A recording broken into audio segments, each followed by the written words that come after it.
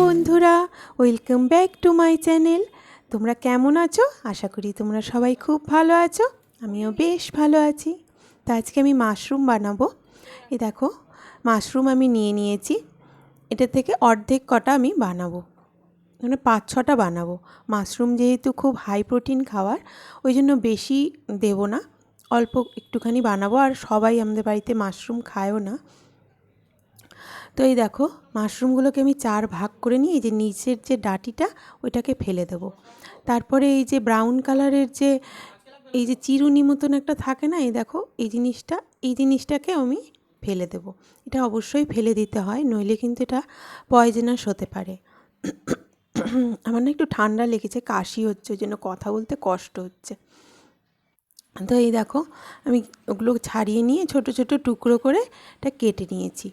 এই দেখো, এইগুলোকে ফেলে দেবো। এই দেখো, এই জিনিসগুলোকে ফেলে দেবো। ফেলে দিয়ে আমি ছোট ছোট টুকরো কেটে নিয়েছি। এইবার আমি একটা প্যানে জল ফুটিয়ে নিয়ে ওই মাশরুমগুলো দিয়ে অল্প একটুখানি লবণ দিয়ে এটাকে ভাপিয়ে নেব। লবণ দিয়ে যে কোনো জিনিস ভাপালে না ওটা জীবাণুমুক্ত হয়ে যায়। এখন তো চাষ করে, সব চাষের মধ্যে প্রচুর জীবাণুনাশক কীটাণুনাশক দেয়, ওইগুলো লবণ দিয়ে ভাপালে সব চলে যায়, জীবাণুমুক্ত হয়ে যায়। আর আমি এখানে মশলা করে নিয়েছি, এর মধ্যে আছে জিরে, আদা আর লঙ্কা। আমি একটু বেশি করে রাখি মশলা, করে ফ্রিজে রেখে দিই, তাহলে পরের দিন আমার পরে 2-3 দিন রান্না করতে সুবিধা হয়।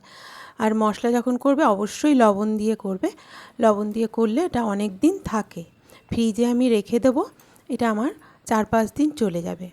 তো ওর মধ্যে জিরে, আদা, লঙ্কা আছে। তারপরে আমি আবার আর কয়েকটা লঙ্কা, রসুন আর পেঁয়াজ দিয়ে নিয়ে আবার আরেকটুখানি করে নেব। আর মিক্সির বাটিতে দেখবে অল্প একটু মশলা করলে না ভালো হয় না, মশলাটা কেমন একটা দরকাচা থেকে যায়, গোটা থেকে যায়। ওই কারণে একটু বেশি করে রাখলে আমার রান্নারও সুবিধা হয় পরের 3-4 দিন, আর বেশ ভালো বাটাও হয়ে যায়। তো এই দেখো, এর মধ্যে এটাও বেশি করে নিয়েছি। আর অবশ্যই যখন রাখবে ফ্রিজে, কাঁচের বাটিতে রাখার চেষ্টা করবে। কাঁচের বাটিতে রাখলে মশলাটা খুব ভালো থাকে, যে কোনো জিনিসই ভালো থাকে। স্টিল, প্লাস্টিক বা পেতলের বাসন থেকে কাঁচের বাসনে ভালো থাকে। তো আর এটা ফ্রিজে যে জিনিসই রাখবে একদম এয়ার টাইট করে ঢেকে রাখলে খুব ভালো থাকে যে কোনো খাবার। তারপরে আমি কড়াই গরম করে সর্ষের তেল দিয়ে দেব। তেল গরম হলে জিরে ফোড়ন দিয়ে ছোট ছোট করে কেটে রাখা আলুগুলো আমি এর মধ্যে দিয়ে দেব। তারপরে আলুর মধ্যে লবণ হলুদ দিয়ে বেশ কড়া করে আমি ভেজে নেব। তোমাদের একটা কথা বলি, আমার না আছে মডিউলার কিচেন, আর না আছে রান্নার ভালো বাসনপত্র। আমার যা আছে আমি এর মধ্যেই তোমাদের কিছু ভালো টিপস দেব, আর কিছু ভালো রান্না দেখাবো। যদি তোমরা আমাকে ভালোবাসা দাও, তাহলে কিছু ভালো কাজের জিনিস তোমরা দেখতে পারবে। ভালো লাগলে একটা অবশ্যই লাইক দিও। একটা লাইক কিন্তু আমাকে অনেকটা মোটিভেট করবে আবার নেক্সট ভিডিও তৈরি করার জন্যে। তো দেখো, আলুগুলো বেশ কড়া করে ভেজে নিয়ে আমি মাঝখানটা ফাঁকা করে নিলাম। ওই তেলটার মধ্যে আমি 2 টুকরো টমেটো ছেড়ে দিলাম। টমেটোটা একটুখানি গলে গেলে তারপরে আমি ওই মশলাটা দিয়ে দেব। মশলাটার মধ্যে আছে জিরে বাটা, লঙ্কা, আদা, রসুন, পেঁয়াজ বাটা। তো এই মশলাটা আমি দিয়ে দিলাম। এবার মশলার বাটি ধুয়ে জলটাও আমি দিয়ে দেব, দিয়ে খুব সুন্দর করে কষিয়ে নেব। খুব ভালো করে কষাতে হবে। আর এই দেখো, আলু খুব সুন্দর করে কষে গেছে, মশলাটাও কষানো হয়ে গেছে।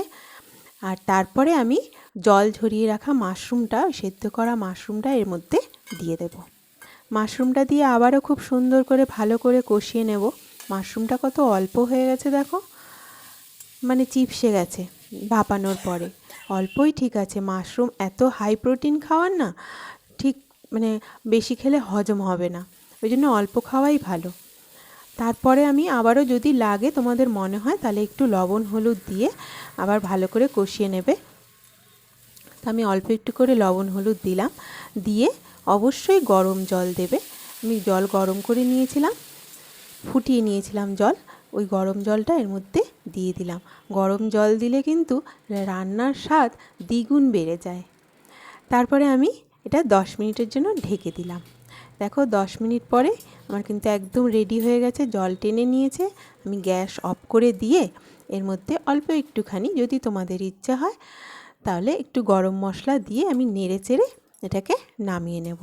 তো দেখো আমার মাশরুম কিন্তু রেডি হয়ে গেল।